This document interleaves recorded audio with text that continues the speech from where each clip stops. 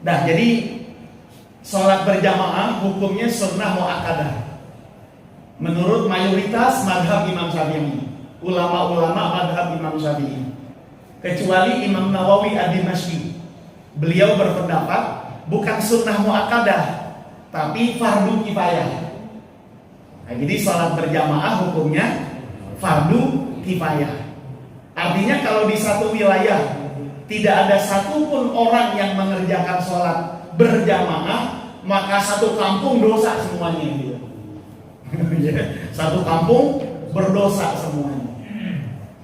Nah, jadi ada yang berpendapat sunnah muakkadah, ada juga yang berpendapat fardu kifayah. Bahkan yang lebih ekstrim lagi, ini pendapat Imam Ahmad bin Hanbal. Ini seorang ulama besar dan pendiri madhab Hambali yang lahir dan wafat di Baghdad, Irak, dan menjadi murid Imam Syafi'i.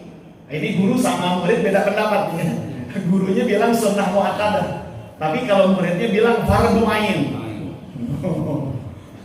Jadi menurut madhab Imam Hambali, sholat berjamaah hukumnya fardu ain. Artinya kalau dia sholat sendiri nggak sah gitu.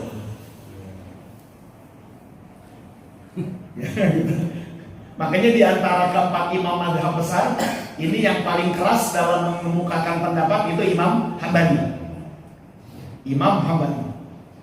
Nah, jadi beliau bilang bahwa sholat berjamaah hukumnya fardu ain.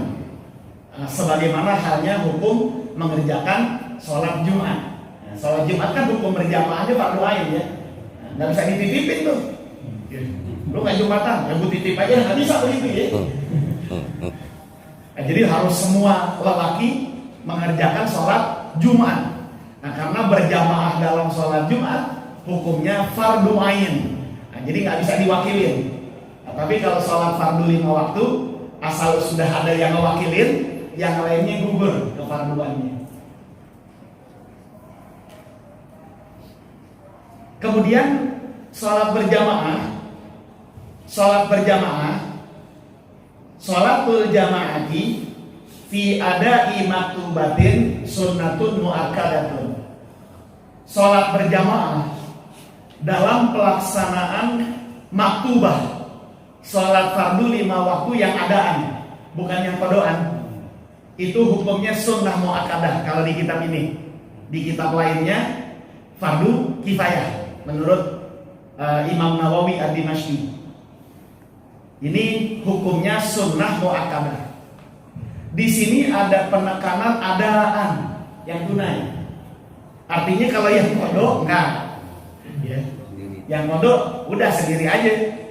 Ya. Misalnya nih gitu subuh kesiangan, ya subuh kesiangan jam 6 baru mendusin kita, ngerjain sekitar jam 6:15 dah baru bisa ngerjain sholat subuh kodok, ya kan udah habis waktunya. Maka tidak perlu kita mencari orang untuk melaksanakan sholat berjamaah. Woi, siapa yang bodoh? Ah gitu ya. Barang bodoh enggak? Nah, jadi kesunahan berjamaah ini hanya berlaku untuk sholat yang adaan, gitu ya. Nah, sedangkan yang qadaan tidak. Nah, begitu pula dengan sholat sunnah yang dinazarkan, walaupun terhukum wajib karena nazar, tapi tetap sholat sunnah yang diwajibkan ini tidak diwajibkan untuk tidak disunnahkan untuk berjamaah. Ya, misalnya kita bernazar mewajibkan sholat witir, karena yang nazar kita sendirian, ya kita nggak bisa ngajak-ngajak orang gitu ya untuk berjamaah. Ya kan kita sendiri yang mewajibin, yang lainnya kan enggak. Nah, jadi ini hanya berlaku untuk sholat fardu 5 waktu yang adaan. Nah, sedangkan yang qadaan ini tidak dianjurkan untuk berjamaah. Bahkan berjamaah ini kesunahan yang hanya diberlakukan oleh agama untuk kaum lelaki. Nah, kalau kaum ibu-ibu ini tidak disunnahkan untuk berjamaah. Karena mengingat sebuah hadis Nabi bahwa sholat bagi wanita di rumah itu lebih afdal dari melaksanakannya di masjid. Walaupun imamnya itu aku, kata Nabi, Jadi walaupun imamnya Nabi sendiri, tetap bagi perempuan yang paling afdol adalah melaksanakan sholat fardu 5 waktu di rumah. Ini kesunahan hanya berlaku untuk kaum lelaki. Nah, sebagaimana ancaman Nabi la sholata li jaril masjid illa fil masjid. Ya, tidak sempurna sholatnya tetangga masjid kecuali harus di mana? Di masjid. Jadi kalau ada tetangga kita ini yang agak pernah ke musola, nggak pernah ke nggak pernah jamaah ke musola, ke masjid, beliin mukena aja enggak? Ini kayak bingung. Iya, pakai rok. Beliin mukena. Bang nih, pakai nih, gitu ya. Kalau mau sholatnya di mana? Di rumah.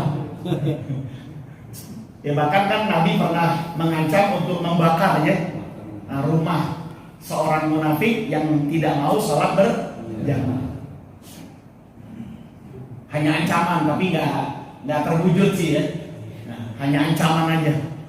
Ancaman tersebut dikeluarkan, diucapkan oleh Nabi, menunjukkan betapa sangat kuatnya anjuran dari Nabi bagi laki-laki untuk melaksanakan sholat secara berjamaah. Yang paling afdol dalam pelaksanaan sholat berjamaah adalah Jumat. Disebabkan karena berjamaah dalam sholat Jumat ini hukumnya wajib, makanya itu menempati peringkat paling afdol. Yang kedua, subuh di hari Jumat. Yang ketiga, subuh di selain hari Jumat. Yang keempat adalah isya. Karena ada hadis, siapa yang mengerjakan sholat isya berjamaah seolah-olah dia mendapatkan nilai beribadah separuh malam. Jadi sholat isya berjamaah itu mendapatkan nilai seperti beribadah setengah malam. Nah, tinggal kita pilih mau ibadah setengah malam atau sholat isya berjamaah. Nah, jadi lebih enteng mengerjakan sholat isya berjamaah ketimbang kita harus beribadah sampai jam 12 malam gitu. Mengerjakan ibadah-ibadah sunnah, maka melaksanakan sholat isya berjamaah ini lebih afdal. Kalau sholat subuh berjamaah, ini nilainya seperti beribadah sepanjang malam. Ya, sepanjang malam. Oleh sebab itu bagi kita nih yang cerdas, ya bagi kita yang cerdas di malam Ramadan khususnya, kalau kita ingin menghidupkan malam Ramadan dengan beribadah, itu nggak harus begadang. Udah jaga aja isanya berjamaah, subuhnya berjamaah. Walaupun habis itu kita tidur, ya tetap kita sudah mendapatkan pahala seperti beribadah sepanjang malam. Kalau isanya berjamaah dan subuhnya juga berjamaah.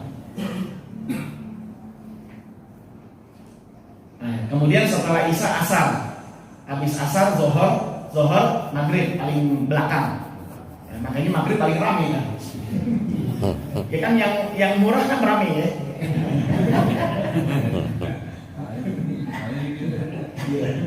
Pahalanya paling sedikit itu maghrib. Nah, banyak bocah. Karena murah. Biasanya kalau yang murah ramai. Ya, coba aja lihat ramean mana tukang nasi uduk sama toko emas. Ya kan?